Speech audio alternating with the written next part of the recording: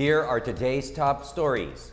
Government agencies report on the progress in the war against drugs through #RealNumbersPH. Elected barangay officials allegedly involved in illegal drugs will be targeted by the PNP's Tokhang operations. The government continues with its plan to import oil from Russia in response to continuing fuel price hikes. And NBA superstar Bruce Bowen joins Filipino fans for the live viewing of the upcoming NBA Finals. Good day, I'm William Theo. Welcome to the PNA Newsroom.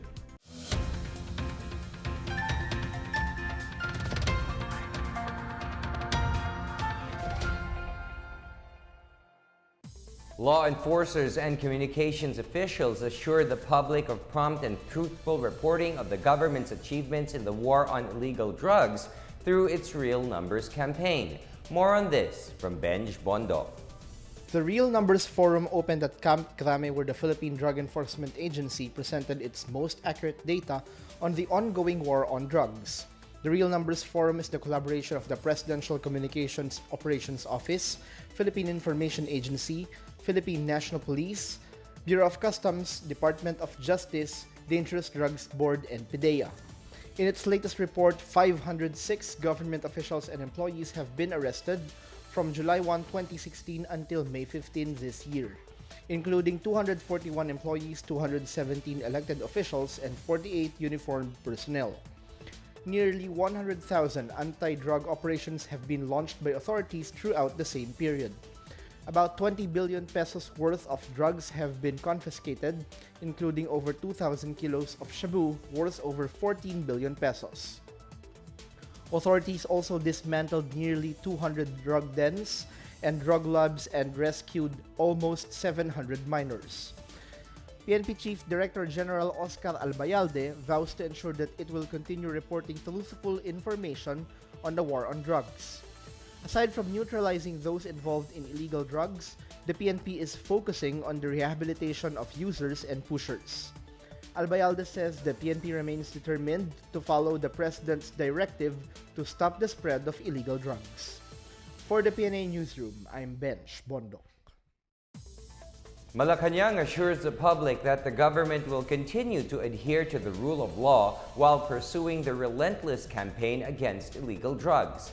At the launching of the Real Numbers Forum, presidential spokesperson Harry Roque assured they will protect the rights to life of citizens and create an environment of peace and order. Roque urged the law enforcers to follow the due process in the war against drugs that President Rodrigo Duterte started in June of 2016.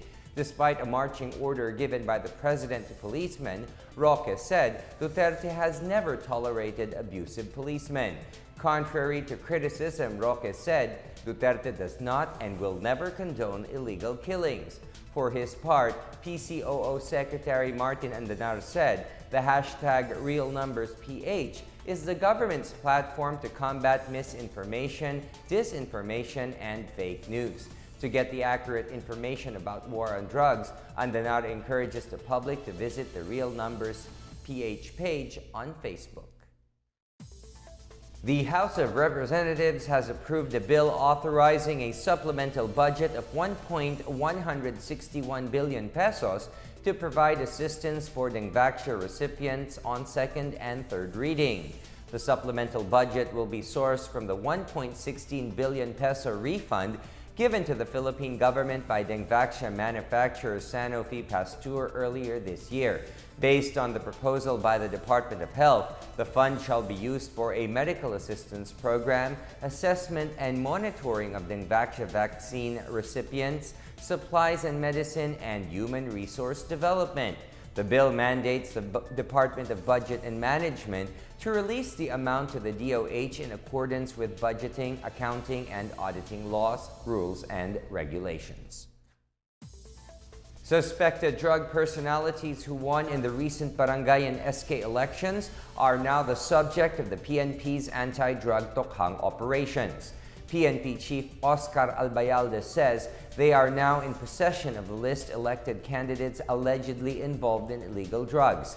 He says the PNP are tallying the list of officials who are known drug users, coddlers, and pushers. Albayalde says many of the winning candidates who were suspected of being involved in drugs have not surrendered to the authorities. He maintained that elected barangay chairmen or kagawad involved in drugs will not receive special treatment. Those in the PNP's watch list who would not surrender and proven to be drug personalities will be subjected to joint operations by the police and PDEA.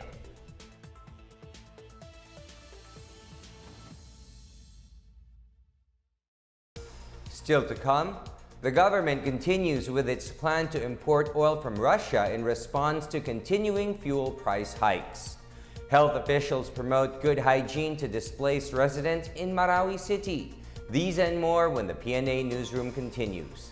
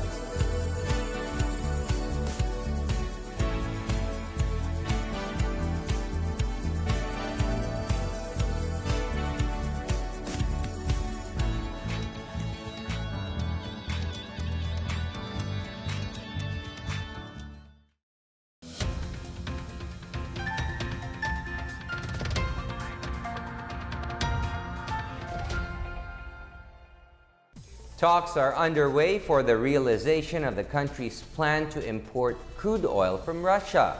More on this from Miguel Hill.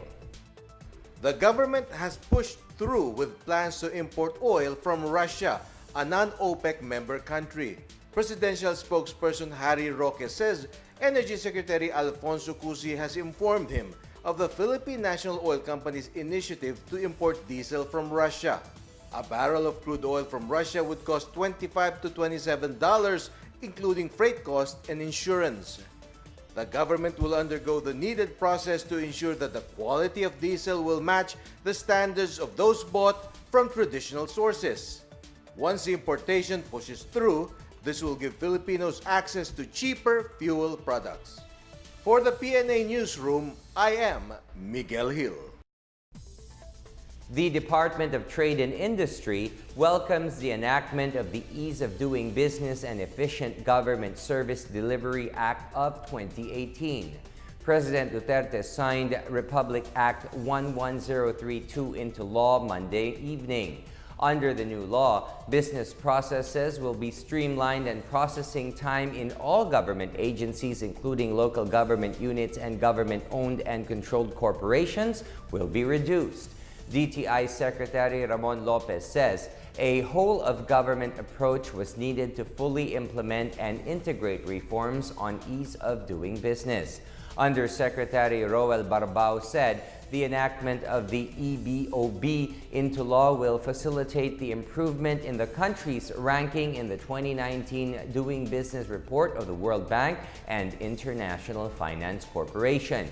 Meanwhile, Semiconductor and Electronics Industries Philippines President Dan Lachica says the new law will be favorable to businesses if strictly implemented. He also called for the computerization of processes to further reduce the lead time and ensure transparency.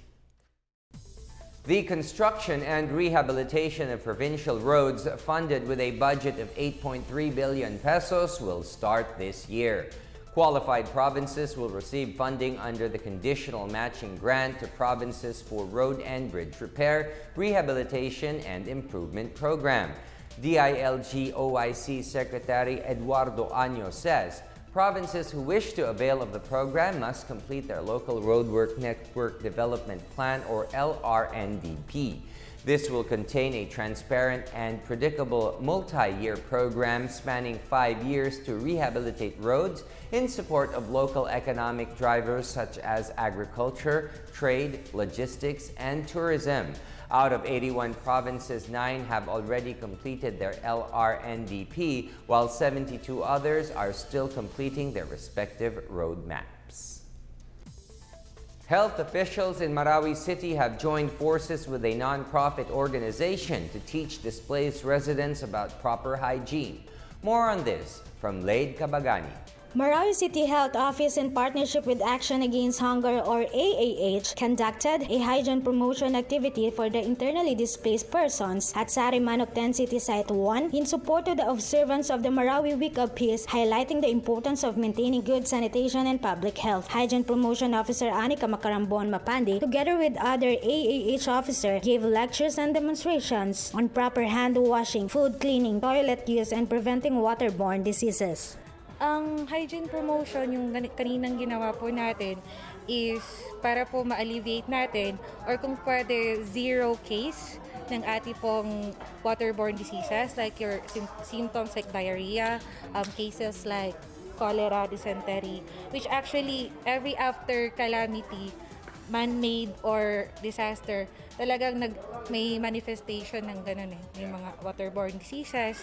And then, if possible po, kung kaya natin, pinipromote din po natin yung zero open defecation, which is isang cause din po ng waterborne diseases. Marawi City Water Sanitation and Hygiene or WASH focal person Dr. Pamela Unda explained the importance of the hygiene promotion activities. Tayo ay nagkukulang sa tubig. Kailangan marunong silang maglinis, maghugas para maiwasan natin yung mga waterborne diseases like diarrhea, cholera, dysentery, According to Dr. Unda, more training activities within a local government regarding health and sanitation have been proposed, including the integration of ulama and alima for a proper discussion on hygiene and sanitation from an Islamic point of view. For PNA Newsroom, Laid Kabagani, Philippine Information Agency. The Department of Education in Davao says it was a good call for them to hold enrollment first before the annual Brigada Eskwela. Genialito Atilio, DepEd Davao spokesperson, said the reversal of schedules was incidental because of the Barangay and Sangguniang Kabataan elections. The reschedule removed the issuance of certificates of participation in the Brigada Eskwela, which parents reportedly found to be favorable to them. The parents have reportedly complained that schools would force students to help in Brigada Eskwela. Enrollees were told to first submit a certificate proving that they helped clean the school. Nevertheless, Atilio says parents are now more aware of the importance of Brigada Eskwela and teachers have formulated other ways to encourage students to participate. Up next, government troops raid an arms factory of the Bangsamoro Islamic Freedom Fighters. NBA superstar Bruce Bowen joins Filipino fans for the live viewing of the upcoming NBA Finals. These and more when the PNA Newsroom returns.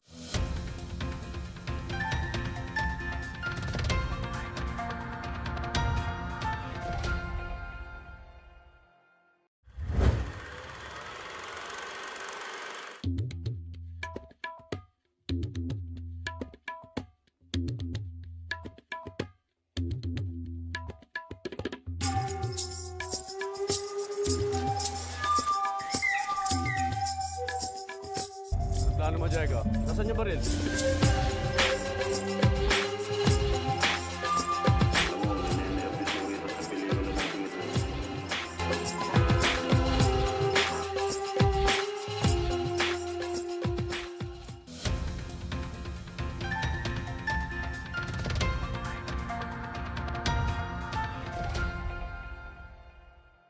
The Philippine National Police vows to promptly resolve crimes involving Koreans as victims. PNP Chief Oscar Albayalde gave this assurance to Korean Ambassador Hang Dong-man during the turnover of new patrol cars donated by Korea. 130 vehicles were turned over to the PNP at Camp Karingal to further bilateral relations of the Philippines and Korea. Albayalde says among those that will make use of the new vehicles are the Directorate for Investigation and Detection Management, Criminal Investigation and Detection Group, Anti-Kidnapping Group, Anti-Cybercrime Group, and National Capital Region Police Office. The PNP chief also assured that areas where Koreans live or frequent will receive new patrol cars. Government troops occupied an alleged firearms factory of the Bangsamoro Islamic Freedom Fighters or BIFF in General Salipada, Pendatun, Maguindanao. The 33rd Infantry Battalion targeted the BIFF facility in coordination with the 1st Mechanized Infantry Battalion, 7th Field Artillery Battalion of the Army, and the PNP 4th Special Action Battalion. The factory was located in the camp of terrorists led by Sukarno Buka alias Buka and Parido Balabagan alias Banog. Police and soldiers seized high-powered firearms such as rocket-propelled grenade launchers, homemade rifles, and handguns. They also arrested 15 persons in the area who were suspected of aiding the BIFF. The operation was part of efforts to weaken the terrorist group. An NBA superstar is coming to the Philippines to invite more people to join the NBA Finals viewing parties to be held on June 1 and 4.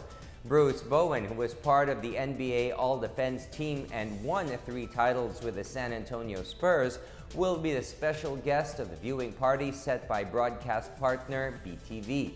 He says he looks forward to visit the Philippines and know more about the Filipino fandom's love for basketball.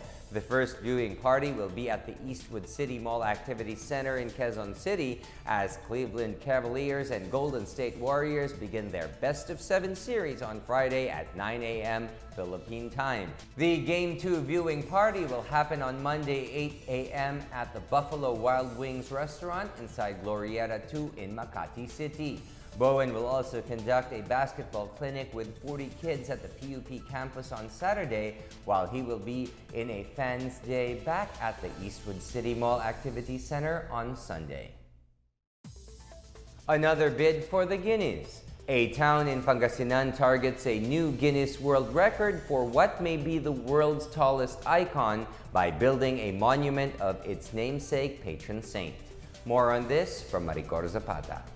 The St. Vincent Ferrer Catholic Church in Bayambang, Pangasinan is building a 51-meter-high monument of its namesake patron saint, possibly the world's next tallest icon. Rafael Saigo, Municipal Senior Tourism Operations Officer, says the monument, which will be made of steel and engineered bamboo, will be taller than the Statue of Liberty in the United States and the record holder on tallest icon made of engineered bamboo in Burma. Saigo says the lot in Barangay Bicol Norte, where the monument is being built, and the funds for its construction were donated to the church by private citizens. The local government unit is just helping in the promotion of this church project. It's in line with the 400-year founding anniversary of the parish and the 600-year death anniversary of St. Vincent Ferrer. The monument will be inaugurated on April 5, 2019. During which the town plans to make it an entry to the Guinness Book of World Records. Bayambang is a Guinness record holder of the longest barbecue in the world from April 4, 2014. For the PNA Newsroom, I'm Maricor Zapata. Let's now check out the weather forecast for Metro Manila and the rest of the country.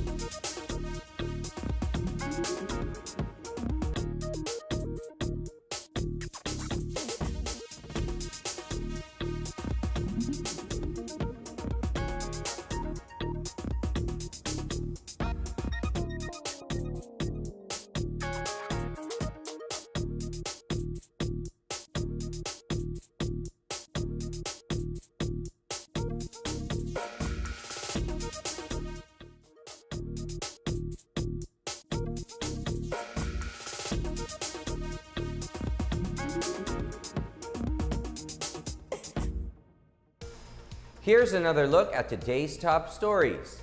Government agencies report on the progress in the war against drugs through #RealNumbersPH. Elected barangay officials allegedly involved in illegal drugs will be targeted by the PNP's Tokhang operations.